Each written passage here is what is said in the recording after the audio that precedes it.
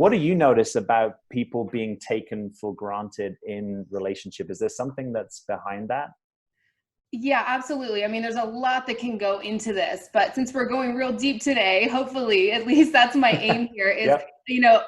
when we abandon parts of ourselves, right? When we put someone else's happiness or needs or desires ahead of our own because we don't want to sit with those uncomfortable feelings that come up when someone's displeased with us, or we're afraid we might lose the other person if we don't constantly do things and make sure they're happy at the expense of our own needs often. Do you Yes. come across that as well with the women that watch your videos? Yeah, I think getting over there with him, right, and putting a lot of attention on how he's showing up or whether he's giving me what I need. And often there's this kind of maneuver to say, well, hang on a minute, let's just hit pause on him for a moment. What happens when you bring the attention that's kind of back over here? Because in my experience, if people are being taken for granted, it's sort of like you can be a victim of that and imagine that someone's doing it to you. Or you can actually be noticing that you might be a willing participant in being taken for granted and get curious, like what is that about? Yeah, so I know that you've got some steps that you want to talk about. Do you want to take us into that? Like, what's the first step for someone if they're noticing that they're either abandoning themselves or they're being taken for granted?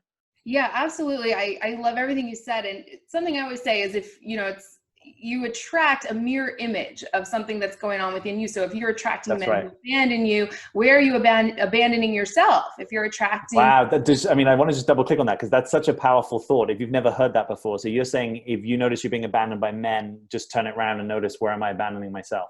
Absolutely. I mean, with Yeah. anything, if you attract men who keep you waiting, where are you waiting in other areas of your life? I talk about Wow. that. Most of the people watching my videos are women, that's so my content reflects that. I say you attract a mirror image of your own masculine energy, right? So another example is if you attract partners who don't want to commit to you, where are you not Mm-hmm. committing to yourself and your own dreams and desires? So this is Wow. really all encompassing. It's about much more than just being taken for granted.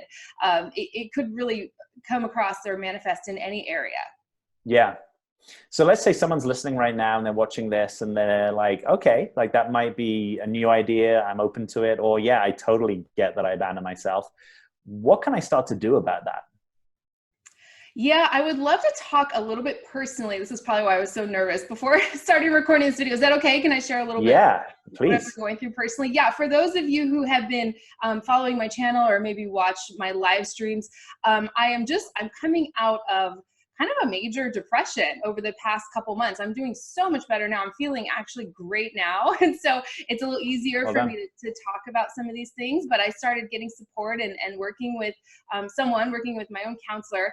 And what I realized is I'd been abandoning parts of myself.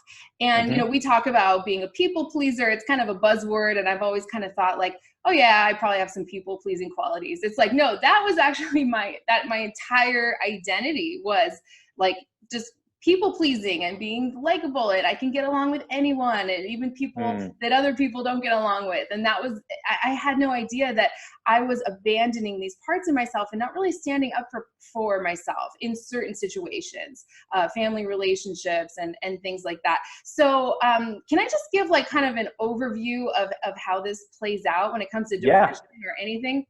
do it. Okay, great. So, and this is the first time I'm talking about this. This might come across a little jumbled and I'm kind of nervous, but All hopefully this good. Well, will. thanks for being willing to share it here first. Oh my gosh, yes, of course. So if you want to think of emotions as coming from the limbic system and like coming out through the neural circuitry of your body, right? And it's often these younger parts of ourself we get triggered, and this younger part of ourself that got created or fractured off maybe earlier in life is like shooting up through your neural circuitry, and that's when we can kind of sabotage ourselves in life or in relationships. Like Mm. you're in an Mhm. argument, you get triggered and you say like the worst possible thing you could say at the worst possible moment, right? That's me. Yes, I know. We've all been there, right? Oh my gosh.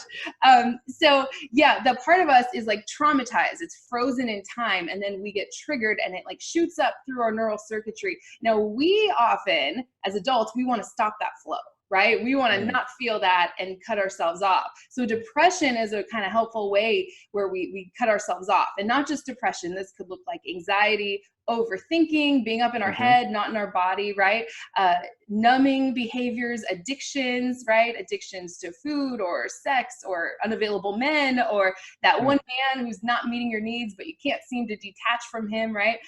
It could look like anything, right? So we abandon this little part of ourselves and then we numb ourselves out. Or depression comes in as almost like a helpful tool. Like, I'm not going to let you feel that. There's no way I'm ever going to let that happen again. And so it's like a lid covering up emotions. Am I explaining this in a way that makes sense? Yeah, absolutely. Yeah, you're basically pointing to the place that you're unconsciously or otherwise make a decision that there's something we don't want to re-experience or we don't want to feel. And so our tendency is to want to avoid or suppress or put some defense mechanism over it. And I think what you're saying is actually we don't want to cut that off, and we actually want to be with the experience more.